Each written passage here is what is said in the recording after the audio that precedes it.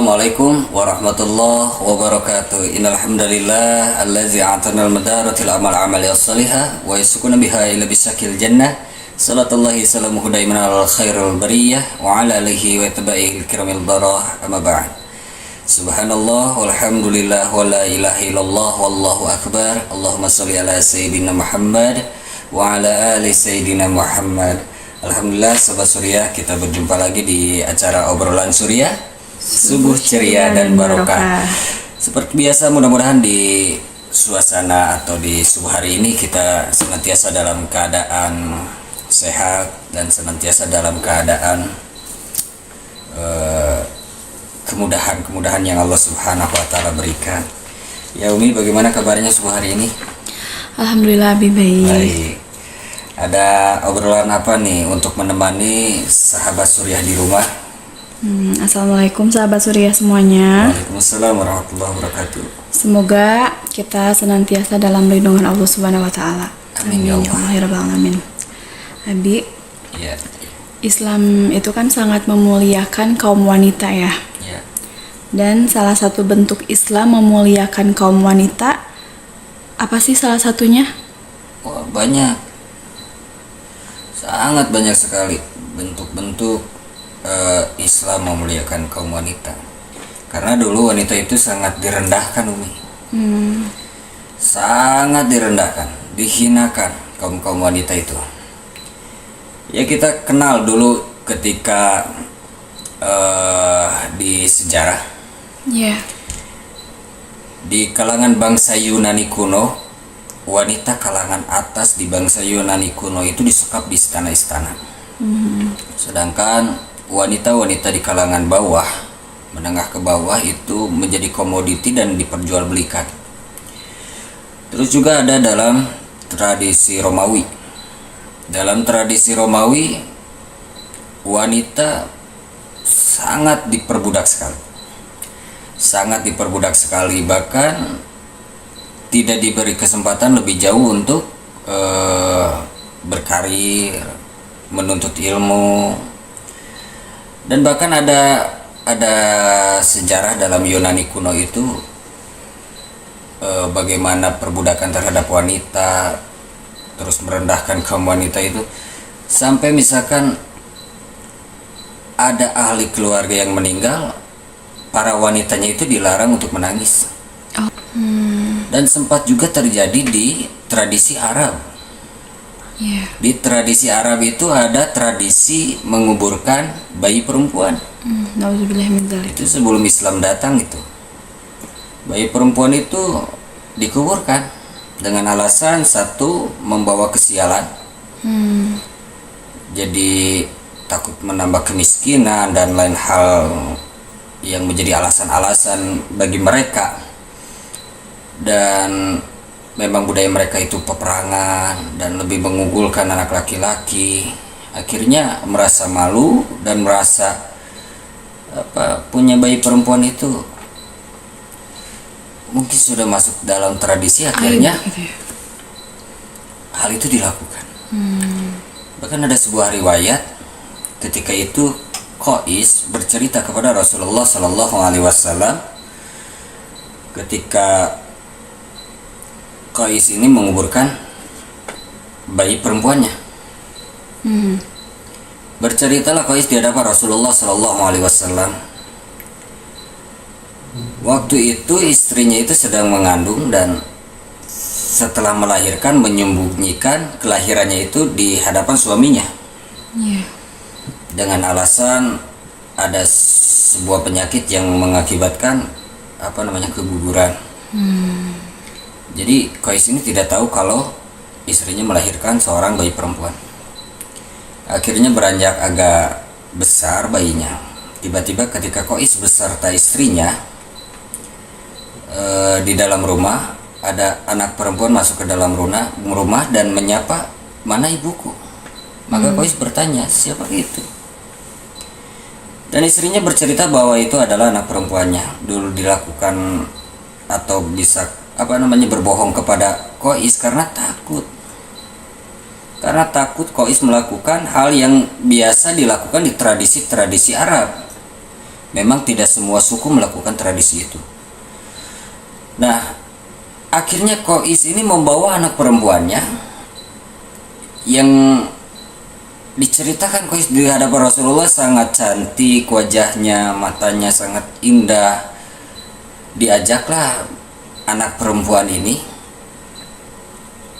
ke tengah gurun dan Qais menggali tanah begitu dalam. Menggali tanah begitu dalam dan memasukkan anak perempuan itu ke dalam galian tanah itu. Lalu Qais menimbunnya dengan tanah dan si anak itu memanggil, ayahku sayang, ayahku sayang, ayahku sayang, apakah engkau mau meninggalkanku dan engkau akan kembali kepada ibuku tanpa membawaku? Namun Qais bercerita di hadapan Rasulullah, sempat ada hati nurani, namun semua itu dicampakkan dan tetap terus menimbunnya dengan tanah. Akhirnya dikubur hidup-hidup. Dikubur hidup-hidup. Dan Rasulullah SAW mendengar cerita ini bercucuran air mata. Lalu beliau bersabda, itu adalah perbuatan hati batu yang tidak mempunyai belas kasihan, sesungguhnya jauh dari rahmat Allah Subhanahu wa Ta'ala. Nah, sempat juga ini kisah tentang tradisi Arab ini. Mungkin Umi pernah mengenal Umar bin Khattab radhiyallahu an.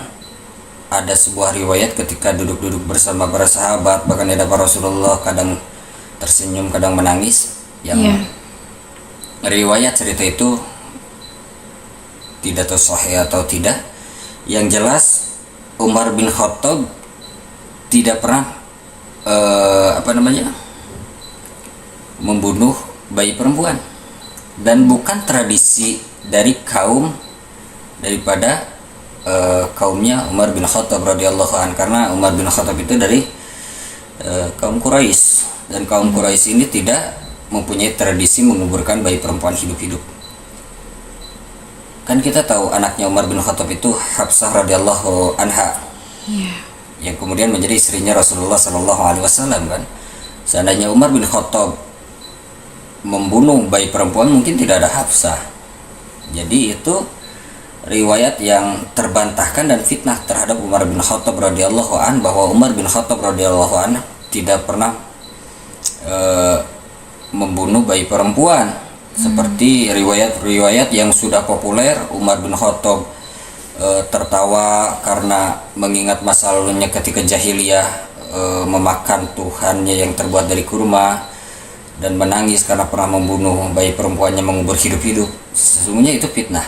Cerita itu fitnah dan tidak sahih, karena tradisi daripada Quraisy sendiri tidak pernah mempunyai tradisi menguburkan bayi perempuan hidup-hidup. Jadi terbantahkan itu sejarah itu, bahwa sesungguhnya Umar bin Khattab tidak pernah melakukan hal tersebut. Nah, jadi zaman ke zaman wanita itu direndahkan, dihinakan.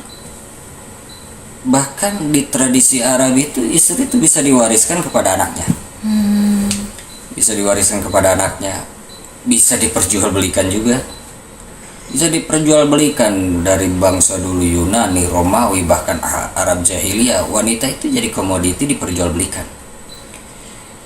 Bahkan sejarah-sejarah yang makin kesininya juga tuh, ketika tidak mengenal Islam, benar-benar wanita itu direndahkan. Kita mengenal dengan Camp Nazi dulu ketika Perang Dunia Kedua. Bagaimana di camp itu wanita-wanita disiksa, dan bukan cuma 1-2 orang, tapi ribuan wanita disiksa, benar-benar dihina, bahkan dibunuh secara massal. Kita kenal dengan tragedi Nanking. Wanita begitu banyak dianiaya dan dibunuh. Bukan cuma dilecehkan, tapi dibunuh secara massal. Bukan 1-2, tapi ribuan orang. Ini ketika tidak mengenal ajaran Islam, maka semena-mena terhadap kaum wanita. Bahkan ketika zaman kolonial Belanda itu ada slave woman atau perbudakan wanita. Ada perbudakan wanita. Ketika zaman kolonial Belanda tahun 1852, Belanda mulai melegalkan yang namanya prostitusi, Umi. prostitusi. Ada beberapa tempat di Nusantara ini yang dijadikan sebuah lokasi khusus untuk prostitusi gitu. Jadi perbudakan terhadap kaum wanita. Wanita dianiaya, wanita direndahkan, dihina, bahkan dibunuh. Beberapa tragedi yang tadi habis sebutkan di belakang itu jumlahnya juga dalam tragedi Nanking itu subhanallah sangat banyak, 1, 2, puluhan, ratusan, bahkan ribuan, begitu banyak yang menjadi korban daripada kaum wanita. Salah satunya Islam mengangkat harkat derajat wanita, bahkan disamaratakan dengan kaum laki-laki. Sebenarnya Allah tidak membedakan gender. Yang Allah lihat itu ketakwaan terhadap Allah Subhanahu wa taala, dan yang pantas menilai ketakwaan itu bukan kita, bukan makhluk, tapi langsung Al-Khaliq, yaitu Allah Subhanahu wa taala yang akan menilai ketakwaan seseorang. Itulah salah satu bentuk Islam memuliakan kaum wanita.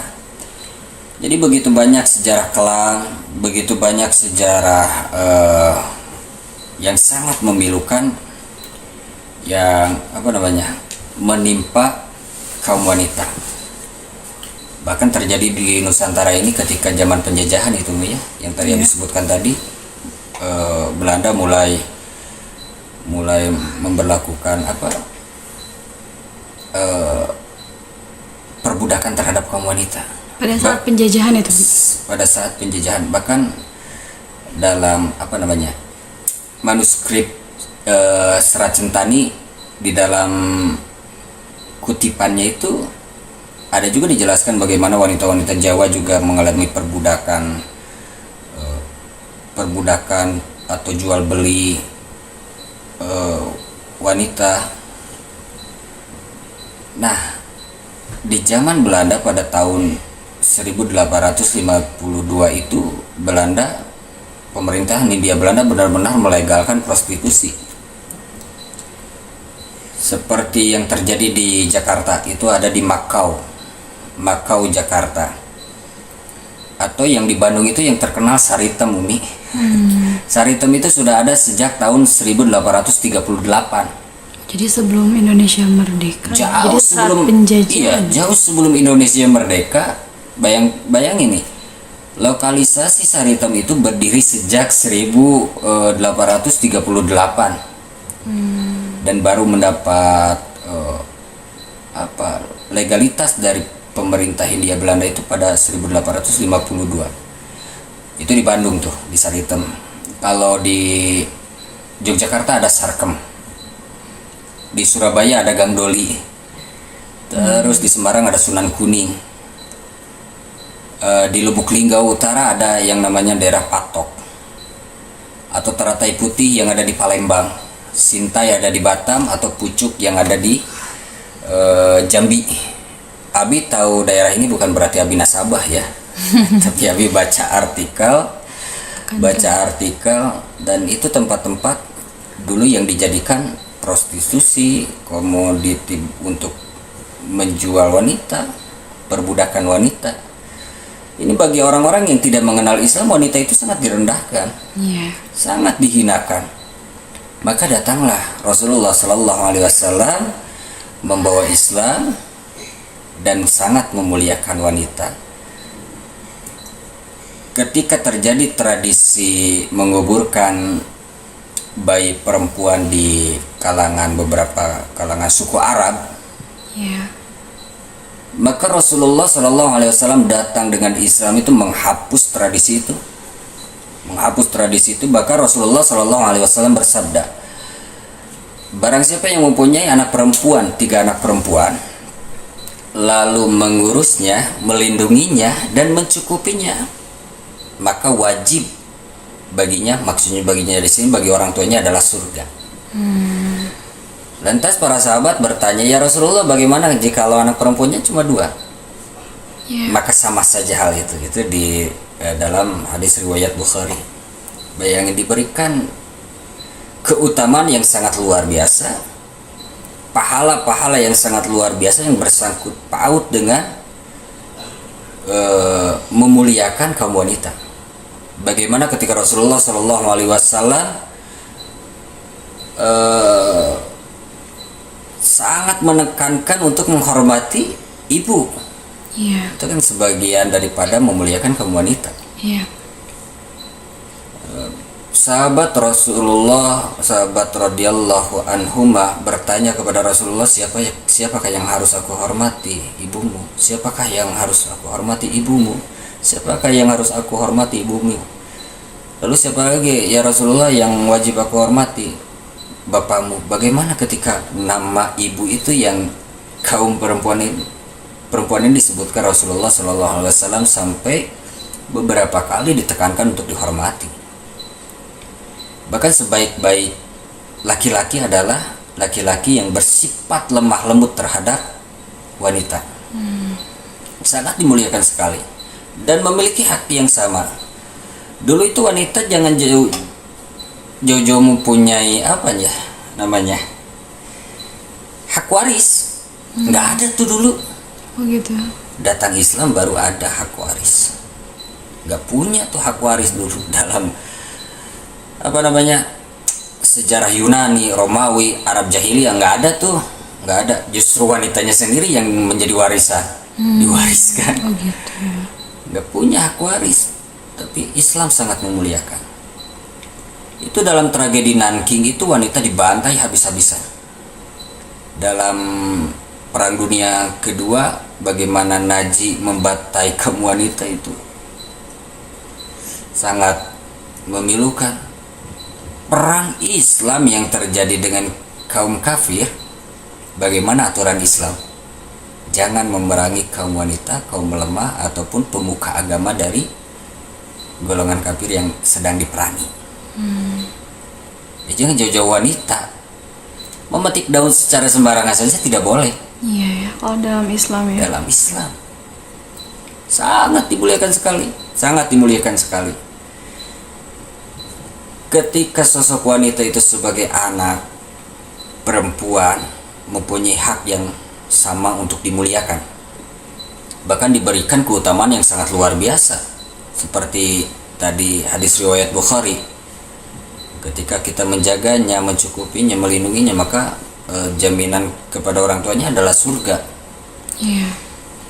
Ketika sosok wanita itu sebagai ibu begitu ditekankan, bahkan dalam Al-Quran pun ada bagaimana kita harus berbuat baik, berbakti kepada orang tua. Itu banyak ayat yang menekankan kita harus berbuat baik kepada orang tua, kepada ibu terutama. Bahkan hadis-hadis Rasulullah Shallallahu Alaihi Wasallam menekankan kita harus menghormati sosok yang bernama ibu itu. Nah, ketika wanita porsinya sebagai istri juga sangat dimuliakan dalam Islam. Sangat dimuliakan dalam Islam. Bagaimana tidak boleh dipaksa istri itu? Gak boleh tuh dipaksa istri. Dalam Al-Quran dijelaskan tidak boleh dipaksa. Bahkan ada aturan-aturan sendiri. Kita harus memuliakan yang namanya istri. Sosok perempuan yang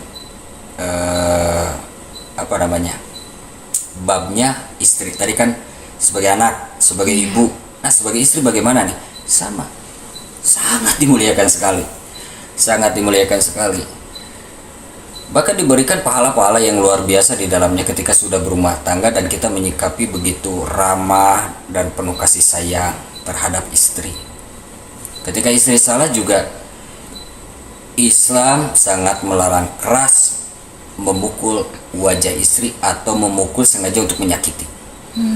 Itu tidak boleh. Memukul wajah perempuan atau memukul wajah istri haram hukumnya. Tidak boleh sama sekali dilakukan. Sangat indah bukan? Itulah kemuliaan-kemuliaan yang diberikan kepada kaum wanita. Islam sangat memuliakan. Bahkan dalam Al-Quran, dari Quran surah An-Nisa dikhususkan. Dan tidak Islam itu tidak apa namanya, membatasi untuk berekspresi selama tidak melanggar syariat. Makanya kita kenal figur-figur sahabiah, sahabat-sahabat Rasulullah SAW dari kaum wanita yang bermunculan menjadi idola-idola tersendiri. Seperti layaknya para sahabat-sahabat radhiyallahu anhum, ada Umar bin Khattab, ada Ali bin Abi Thalib, ada Utsman bin Affan radhiyallahu anhum. Ya. Begitupun wanita. Kita mengenal Aisyah radhiyallahu anha, Hafsah radhiyallahu anha, Ummu Salamah radhiyallahu anha. Banyak, begitu banyak yang menjadi figur. Ada yang karena kejeniusannya, kebijakannya, ada juga yang kepintarannya. Banyak. Islam tidak membatasi hal itu selama tidak melanggar syariat. Bagaimana ketika wanita mau menjadi dokter? Bagus. Menjadi guru? Boleh. Pedagang burung? Juga boleh. Pengusaha selama tidak melanggar syariat tidak jadi masalah. Bahkan figurkan para sahabat-sahabat Rasulullah Shallallahu Alaihi Wasallam di golongan kaum wanita. Mungkin bagi kaum laki-laki bisa memfigurkan sahabat-sahabat radhiyallahu anhuma, bagi kalangan kaum wanita bisa memfigurkan sahabiah atau sahabat-sahabat radhiyallahu anha. Dari istri sahabat, istri Nabi, istri sahabat ataupun anak-anak istri Nabi, anak-anak Rasulullah Sallallahu Alaihi Wasallam bisa dijadikan figur itibar, dibaca sejarahnya, bagaimana istri-istri Rasulullah Sallallahu Alaihi Wasallam, bagaimana kehidupan sahabiah beragama,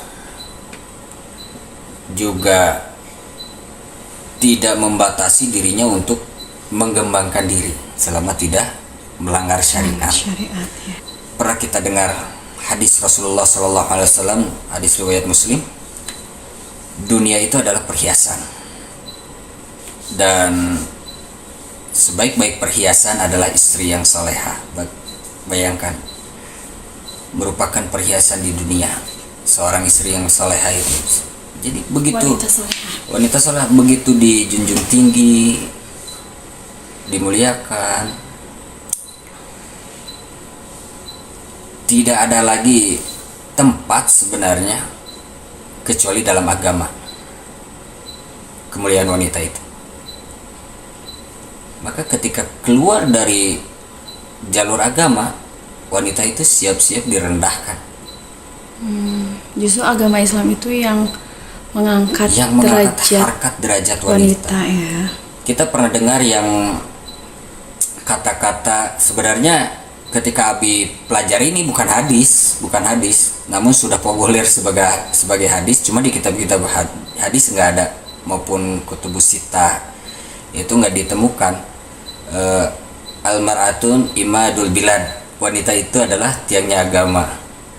Jikalau baik wanitanya, baik negaranya. Jikalau buruk wanitanya, maka hancur negaranya.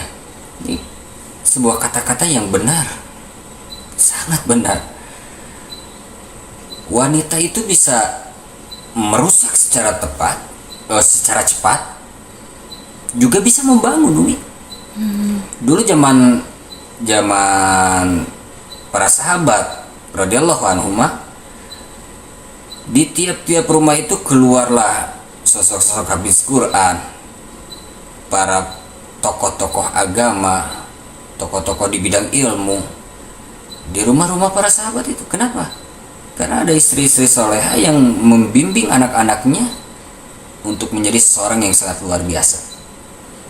Tapi wanita juga bisa merusak secara cepat.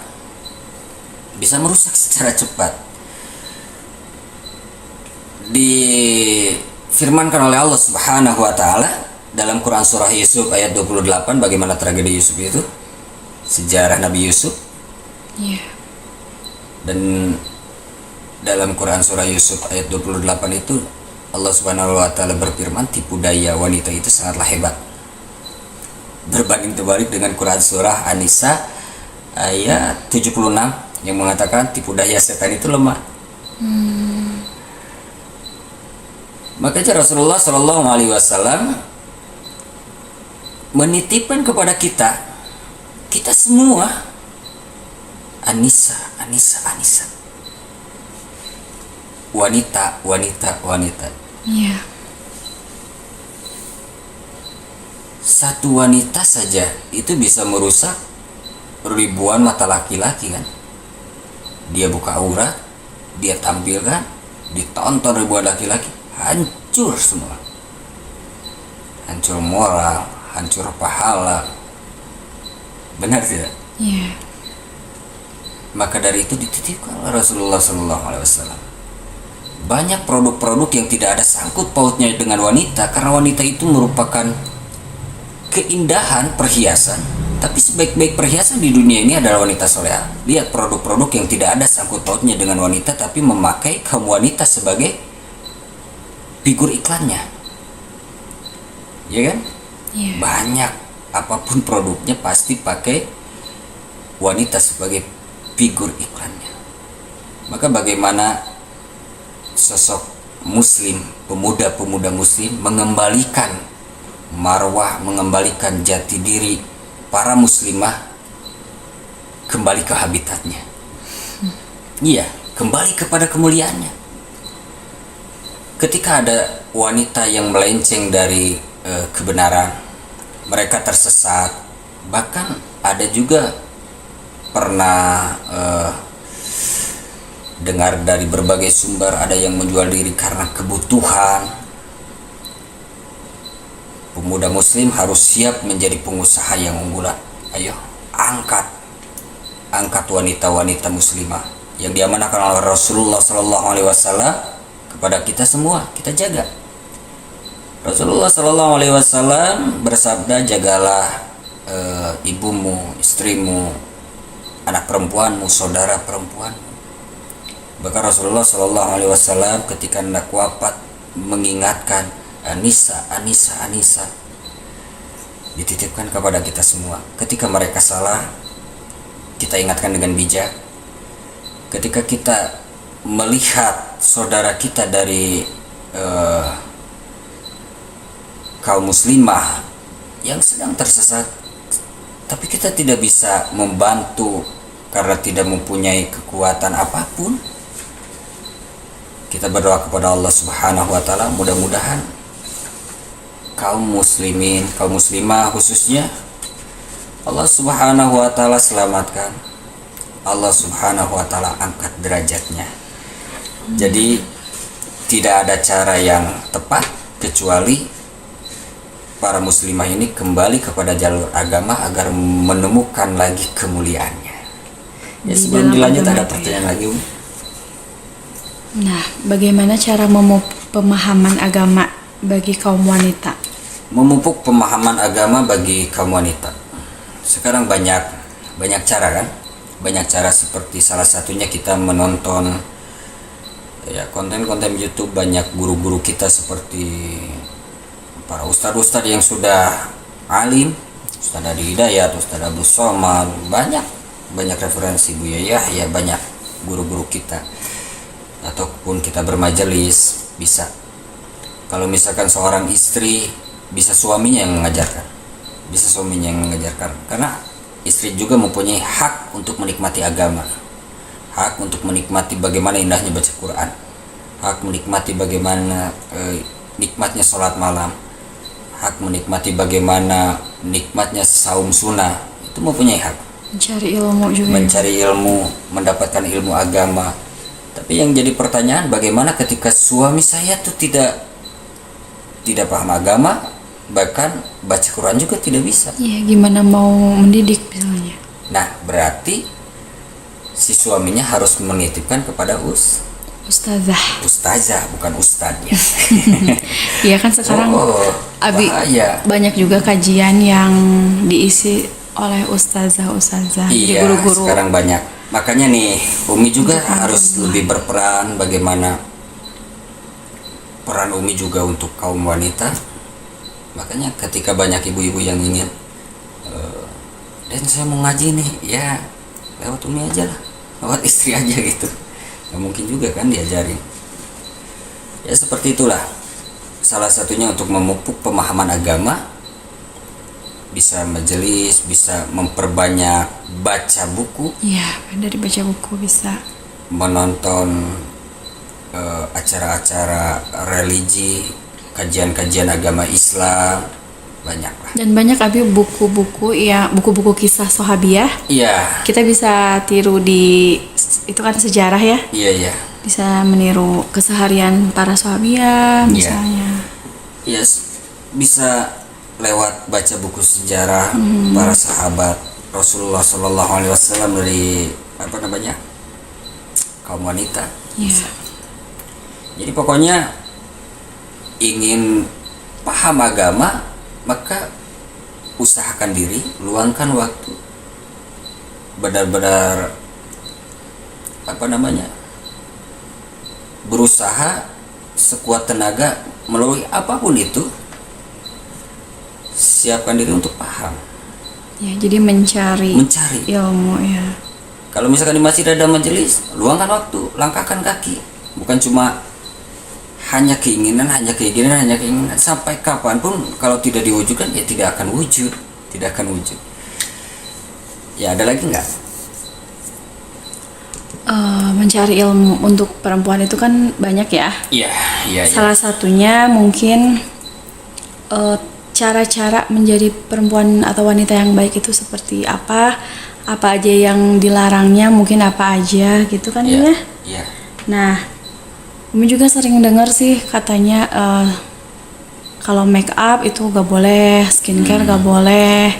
Sedangkan itu kan merawat diri termasuknya atau gimana sih? Iya. Kalau Abi dengar dari Syekh Sa'ad bin Turki, untuk skincare itu diperbolehkan karena itu tidak termasuk merubah ciptaan Allah. Justru merawat kulit. Mungkin dari bahan-bahannya saja yang tidak menyebabkan atau tidak berbahaya bagi si pengguna, dan bukan jenis-jenis bahan yang haram dalam pandangan agama. Jadi harus lebih teliti mencari dulu. Iya, karena kalau mau pakai. Iya, karena skincare itu kan perawatan. Iya. Ya, skincare perawatan. Jadi boleh-boleh saja asalkan satu tidak berbahaya bagi si penggunanya. Iya. Yang kedua, bahan-bahannya itu tidak haram, Tidak melanggar agama. tidak melanggar syariat agama. Jadi boleh saja. Bagus untuk perawatan, karena wanita juga harus cantik. Cuma cantiknya untuk siapa? Itu. Kalau cantiknya tabarruj, dipersembahkan untuk seseorang yang bukan mahramnya, atau bukan seseorang, atau untuk orang lain dan bukan untuk suaminya, maka haram hukumnya. Haram. Dia dandan cantik-cantik, pakai skincare, pakai apa, tapi dipersembahkan untuk orang lain. Sedangkan untuk suami di rumah dia tampil apa adanya, haram hukumnya. Ataupun saya mau cantik depan suami tapi cantik juga depan orang lain, juga haram hukumnya. Terus bagi wanita juga yang memakai perhiasan, hati-hati juga. Menurut Imam At-Tabrani ketika menafsirkan Quran surah An-Nur ayat 31 tentang perhiasan, ternyata perhiasan itu dibagi dua menurut Imam At-Tabrani. Satu perhiasan yang nampak, kedua perhiasan yang tidak nampak. Yang nampak itu seperti cincin, gelang, Anting, kalung. enggak. Kalau anting itu tertutup. Jadi kalau cincin dan gelang itu boleh nampak, tapi kalau anting yang sudah boleh pakai anting, tapi kan di dalam. Ketika pakai kerudung suka ada style antingnya disimpan di luar kerudung kan, ditempelin di luar kerudung, ataupun ini kita pakai kerudung, kalungnya disimpan di luar. Oh iya. Nah, menurut Imam At-Tabrani itu tidak boleh. Bahkan dikatakan haram hukumnya. Seperti itu. Tabarus nggak boleh, maksudnya berias atau sengaja memamerkan kecantikan, lekukan tubuh kepada orang lain dan bukan suaminya, itu haram hukumnya. Makanya ketika kita mengerti suaminya mengerti, ayahnya mengerti, saudaranya mengerti, bisa membatasi hal-hal yang dilarang agama. Mencukur alis, ibu-ibu ini mencukur alis jangan. Rasulullah Shallallahu Alaihi Wasallam bersabda, Rasulullah melaknat bagi perempuan-perempuan yang meminta mencukur alis. Itu dalam hadis riwayat Bukhari.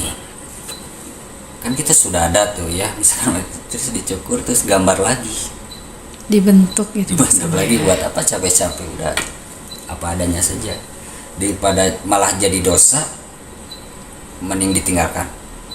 Dulu belum tahu, ya sekarang udah tahu, jangan seperti itu. Nah ini beberapa kriteria, salah satunya tentang bagaimana Islam memuliakan kaum wanita. Dalam segala segi Islam sangat memuliakan kaum wanita. Jadi kalau wanita ingin dimuliakan, ikutilah aturan Islam. Ikutilah Wanita harus aturan Islam. berpakaian seperti apa, Iya. mungkin Makanya dari itu, bersikap seperti apa. kalau ingin dimuliakan, kembali ke habitatnya sebagai muslimah. Dan para muslim juga, para kaum muslim juga harus senantiasa berjuang dan berdoa untuk mengembalikan kemuliaan para muslimah kembali ke jalurnya. Seperti Abi ceritakan sebelumnya, kita tidak bisa pede dengan amaliyah kita ketika kaum wanita bisa berkeliaran begitu saja membuka auratnya. Habis tuh pahala kita dengan dosa mata. Gadget, dengan mudahnya para wanita tampil di depan media sosial, mengumbar aurat. Nah, kita saling mengingatkan. Atas dasar apa? Kasih sayang. Bahwa engkau adalah saudaraku. Kaum wanita itu yang diamanahkan oleh Rasulullah Shallallahu Alaihi Wasallam untuk dijaga dan untuk dimuliakan. Seperti itu. Bahkan sahabat yang terkenal begitu perangannya, wah, bengis, Umar bin Khattab radhiyallahu an, dimarahi istrinya, dia khidmat, dia dimarahi, diomelin istrinya, Diomelin sama istrinya gitu. sama istrinya, dia. Raja-raja yang lain tuh takut mendengar nama Umar, takut. Istrinya ngomel, dia. Jadi riwayatnya ketika itu salah satu sahabat ingin mengadukan nasibnya kepada Umar bin Khattab karena si sahabat ini sering diomeli oleh istrinya. Lalu saya tiap hari diomelin istri nih, saya mau ngadu ke khalifah. Datanglah. Ketika hendak datang ke khalifah Umar bin Khattab, di depan rumah Umar bin Khattab terdengar Umar bin Khattab sedang dimarahi, diomelin istrinya, dan dia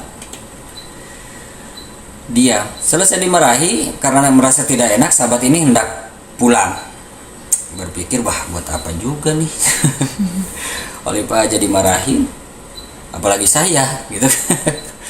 Akhirnya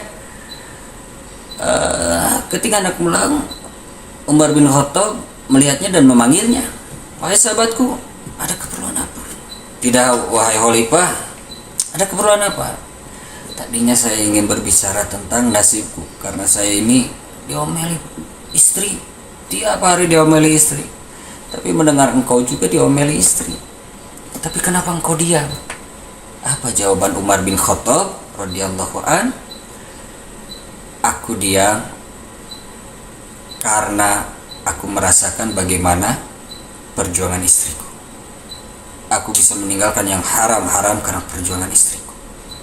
Bagaimana istriku melayani, membantu rumah tangga yang sebenarnya itu bukan kewajiban istriku, melainkan kewajibanku. Bagaimana istriku menyediakan makanan, mencuci pakaian, mengurus rumah yang sebenarnya itu adalah kewajibanku dan bukan kewajiban istriku. Dan itu dilakukan oleh istriku. Makanya aku diam.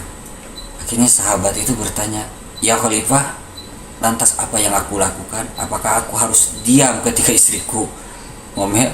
Maka jawaban Umar, diamlah, sesungguhnya marah wanita itu tidak lama. Itulah Islam, indahnya Islam. Ya. Itu Pengertian, so sweet kan. Jadi ingin tahu kisah-kisah bagaimana laki-laki atau seorang suami memuliakan istri-istrinya, ya baca sejarah-sejarah yang ada di Islam, salah satunya sejarah-sejarah sahabat Rasulullah Sallallahu Alaihi Wasallam. Nah, mudah-mudahan di kesempatan subuh hari ini, dari keterbatasan ilmu dengan penuh khilaf dan salah, mudah-mudahan ada sedikit manfaat yang bisa diambil oleh sahabat Suriah di rumah. Mohon maaf atas segala kekurangan.